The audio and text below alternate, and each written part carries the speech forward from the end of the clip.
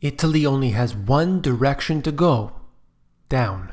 You came here for the truth, so let me unveil that for you. I'm going to get into this very, very quickly. I have a lot to cover. First, I'm going to talk about Italy. Then I'm going to connect that in with a few other issues. Let's begin right away. This chart here, central bank failure. You are looking at the holdings, securities issued by the government, Italian banks. You can see what has happened over the years. This has started to decline somewhat, and you will see that the same issue here is presented all across the world, and that is central banks buying up garbage debt.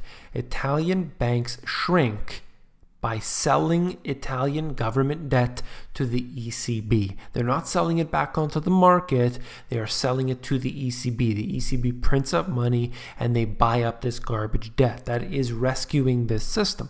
But they say that they want to be able to reduce their balance sheets. Will they be able to do so? Of course not without causing a crisis. Economic, quote, recovery in Italy. This is the GDP numbers, real GDP numbers, and you can see that since the financial crisis, they have been drastically reduced. You can see that this is present all over the world, but in Europe, some of these countries really are suffering right now at this time. There is no recovery, and there never will be unless we have major changes, not little token changes. We need to see big differences. Central bank failure, okay? ECB liquidity needs, and you'll see this here.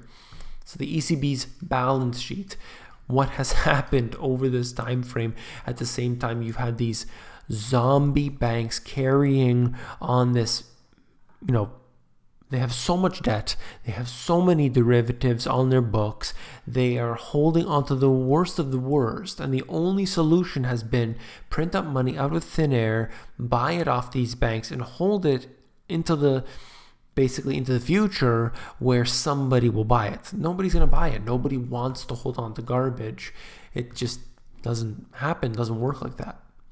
Euro redenomination risk.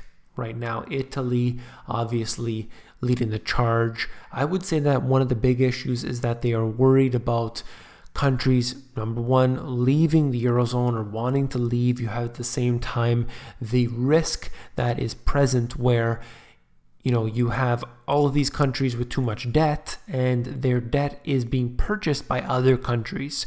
So then you have this sort of cross-contamination or Euro-viral contagion that I refer to it as in my books that's present right now. It's going to be a big problem no matter what in Europe especially, and the dominoes are falling, okay? Let me connect this in with some other issues. I want to switch gears. All right. It was another crazy news week, so it's understandable if you missed a small but important announcement from the Treasury Department. The federal government is on track to borrow nearly $1 trillion this fiscal year. It's almost double what the government borrowed in 2017. You're talking about debt that all governments have. Europe, US, Australia, China, doesn't matter. All governments are indebted. Look at Canada. Massive amounts of debt. How do they get out of it? Well, they have to try and stimulate growth. How do they do that?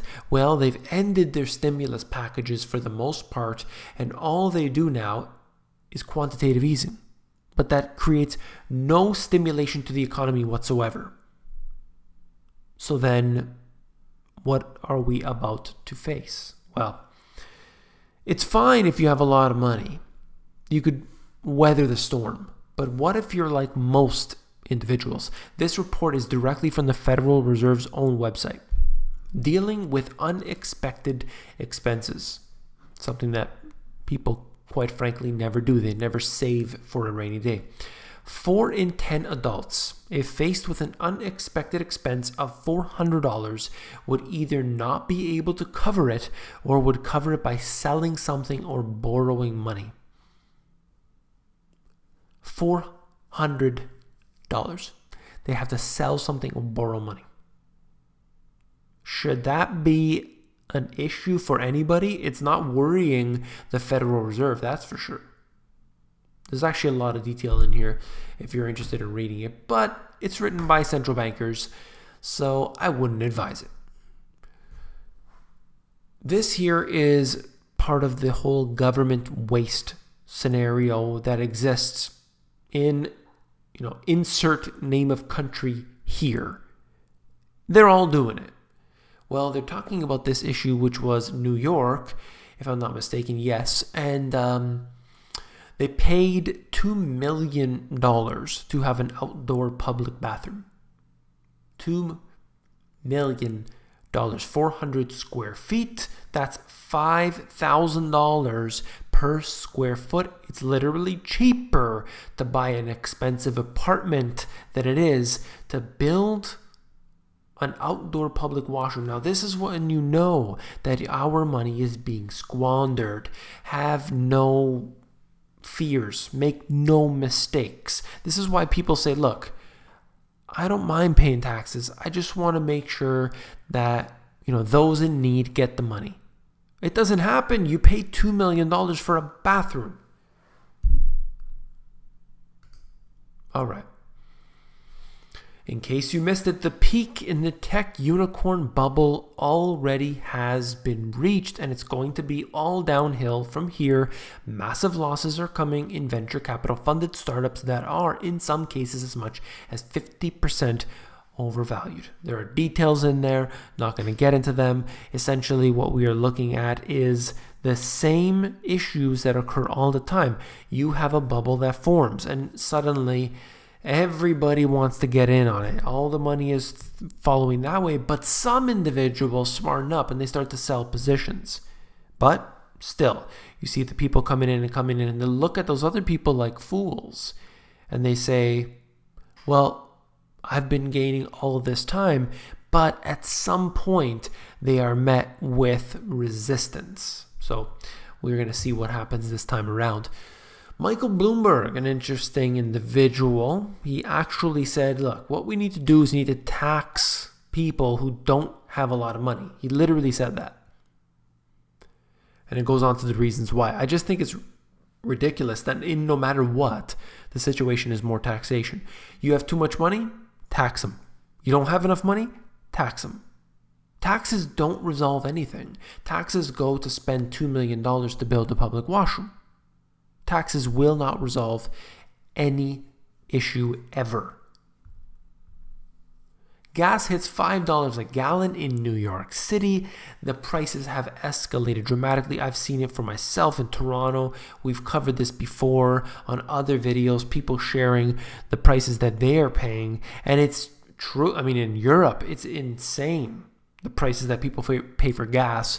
It doesn't surprise me to see a lot of people riding their bikes around because it is so expensive just to drive a car, not to mention the insurance you got to pay, not to mention the car's own expenses, the maintenance, the wear and tear, and so on. So this video went all over the place, but I wanted to bring it to you, get it the information as much as possible, shrink it in, condense it concisely, and I hope you enjoyed it. If you did, please give me a thumbs up. When you give me a thumbs up, it helps to support this channel. I do appreciate that very much. Last but not least, if you found this video informative, I know you'll find my books on my GPS and my newer release, Global Economic Collapse, even more informative. You can flip through these books at Amazon. Links are in the description below. Take care.